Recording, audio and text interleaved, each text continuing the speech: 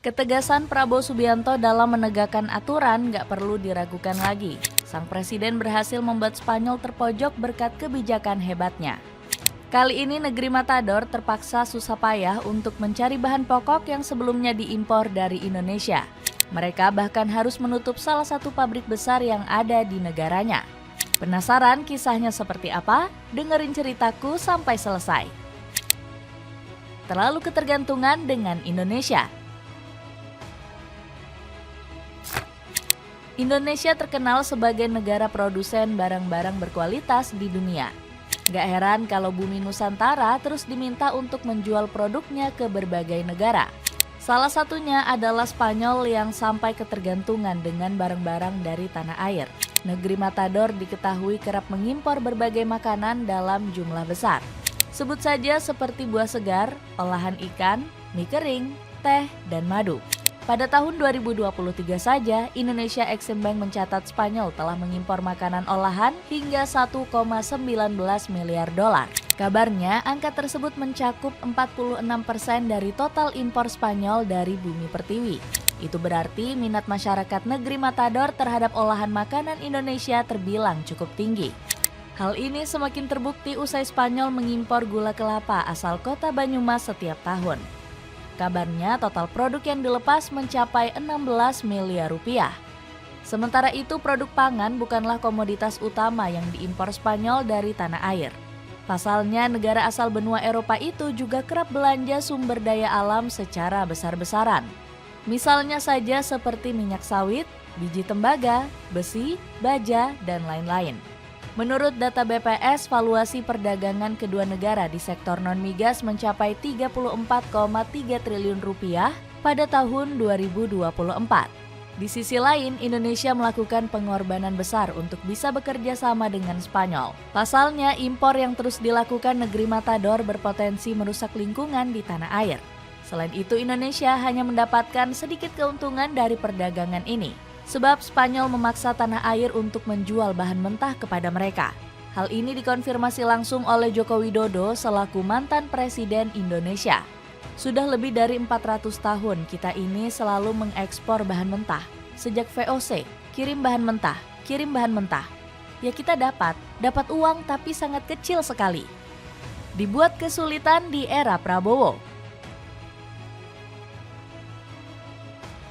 Kepemimpinan Prabowo Subianto yang dikenal tegas membuat banyak negara sudah mengalami dampaknya. Tak terkecuali Spanyol yang juga harus mengalami kesulitan di era kepemimpinan Sang RI1. Usut punya usut, negeri Matador dipastikan tak lagi bisa menikmati sumber daya alam Indonesia seperti sebelumnya. Pasalnya, pemerintah telah bertekad nggak akan lagi dimanfaatkan pihak asing. Buktinya, sang presiden mengatakan akan mengelola sendiri kekayaan nasional Indonesia untuk kesejahteraan rakyat. Dalam rangka memperkuat dan meningkatkan manfaat pengelolaan devisa hasil ekspor sumber daya alam, pemerintah menetapkan Peraturan Pemerintah Nomor 8 Tahun 2025, ujar Prabowo. Gak heran jika pernyataan tersebut langsung membuat Spanyol kalang kabut. Negeri Banteng selama ini sangat bergantung pada komoditas mineral dalam negeri, terutama konsentrat tembaga. Kekhawatiran negara Eropa Selatan ini cukup beralasan. Pasalnya di tahun 2023 mereka telah mengimpor 250.000 ton konsentrat tembaga dari Indonesia dengan nilai mencapai 700 juta US dollar. Angka tersebut menjadikan Indonesia sebagai pemasok utama komoditas ini bagi Spanyol. Gak heran keputusan Indonesia untuk menutup ekspor tembaga membuat negeri Matador naik pitam. Jadi biasanya kuper konsentrat ini kita ekspor ada ke Jepang, ada ke Spanyol. Jadi dengan ditutupnya keran ekspor ini, kemarin yang di Spanyol pun sudah mulai marah-marah sama kita. Ujar Direktur Pengembangan Usaha Main ID di Loseno Windakdo. Pembatasan ekspor ini jelas memukul industri pengolahan tembaga di Spanyol.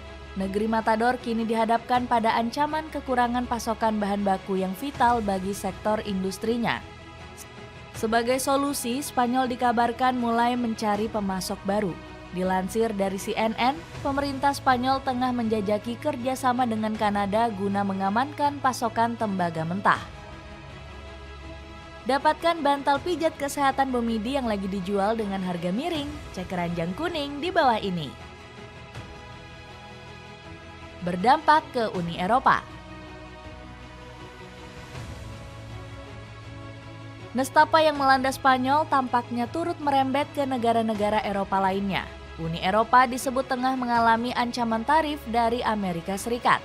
Nggak heran jika kemarahan negeri Matador ke Indonesia dianggap wajar. Pasalnya, kondisi perekonomian global saat ini memang berada dalam kondisi yang kurang stabil. Di lain sisi, selain kebijakan tarif, persaingan geopolitik AS dan Cina membuat Eropa kian terhimpit. Alhasil, Spanyol mendesak benua biru segera menetapkan langkah kerjasama dengan negeri tirai bambu. Dilansir dari Financial Times, Spanyol meminta Uni Eropa untuk mengambil pendekatan yang adil terhadap Cina.